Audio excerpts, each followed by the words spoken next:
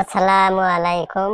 হাতের লেখা সুন্দর না হলে নিজেকে ভালো ছাত্র হিসেবে দাবি করা অযৌক্তিক। হাতের লেখা সুন্দর হলে শিক্ষক ভালো নাম্বার দিতে সংকোচ বোধ করেন না। এমন কিছু নিয়ম আছে যা ফলো করলে আপনার সন্তানের হাতের লেখা অনেক সুন্দর হবে এবং দ্রুত লিখতে পারবে ইনশাআল্লাহ। টিপস 1, সঠিক উপাদান। এমন একটি কলম বা পেন্সিল নির্ধারণ করতে হবে যা শিশুর আঙ্গুলের সাথে সহজে মানিয়ে যাবে এবং লেখার সময় কাগজের ওপর যাকে জোরে চাপ দিতে হবে না।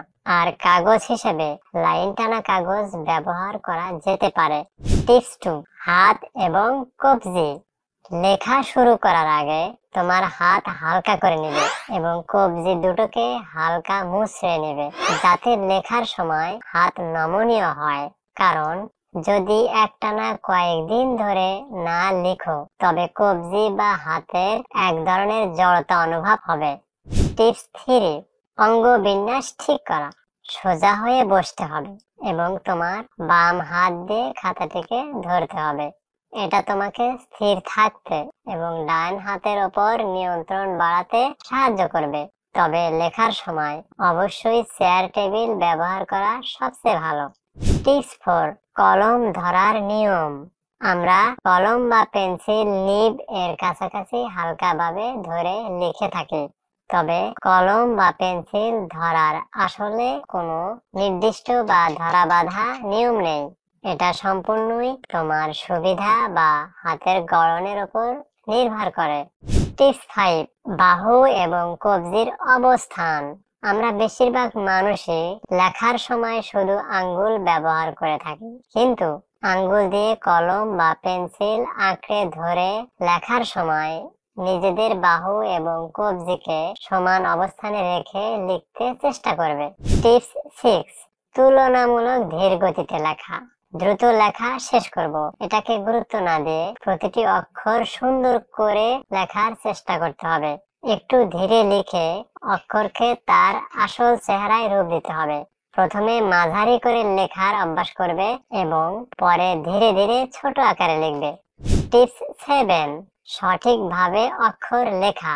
লেখার সময় বর্ণ বা অক্ষরগুলো স্পষ্ট ও পরিষ্কারভাবে লেখার চেষ্টা করতে হবে। মাত্রাগুলোর দিকে বিশেষভাবে লক্ষ্য রাখতে হবে। দুটি বর্ণের মাঝে প্রয়োজনীয় জায়গা রাখতে হবে। এক বর্ণের সাথে অন্য বর্ণ যেন লেগে না যায় সেদিকে খেয়াল রাখতে হবে। সেই সাথে দুই শব্দের মাঝেও প্রয়োজনীয় জায়গা রাখতে হবে। অনেক বেশি ফাঁকা রাখলে যেমন দেখতে খারাপ লাগে, তেমনি খুব ঘন ঘন লিখলেও লেখা হিজিবিজি মনে হয়। একটি বর্ণ ছোট আরেকটি বর্ণ বড় এমন হলে লেখা সুন্দর হয় না। সেই সাথে দুটি লাইন সমান্তরাল হওয়াটাও জরুরি। টিপস 8, ধীরে সুস্থে লিখবে। অনেকেই ভীষণ দ্রুততার সঙ্গে লেখে, ফলে কি লিখেছে কিছুই বোঝা যায় না। দ্রুততার সঙ্গে লেখার প্রয়োজন রয়েছে, কিন্তু এত দ্রুত লিখবে না যেন হাতের লেখা বাজে এবং অস্পষ্ট হয়ে যায়। হাতের লেখা স্পষ্ট রেখে লেখার চেষ্টা করবে।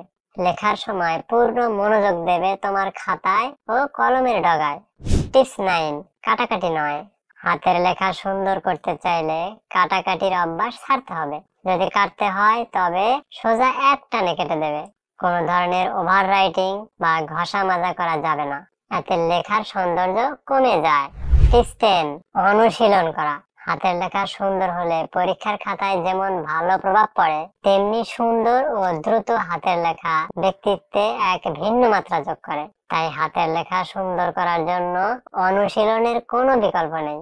উপরোক্ত নিয়মগুলো মেনে তুমি যত বেশি অনুশীলন করবে ততই তোমার দক্ষতা বাড়বে।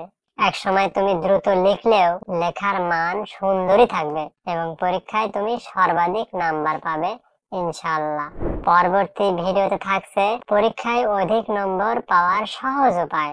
পরবর্তী সকল ভিডিও সবার আগে পেতে লাইক, শেয়ার এবং সাবস্ক্রাইব করে নোটিফিকেশন অল করতে ভুলবে না। সাথে থাকার জন্য অসংখ্য ধন্যবাদ। আল্লাহ হাফেজ।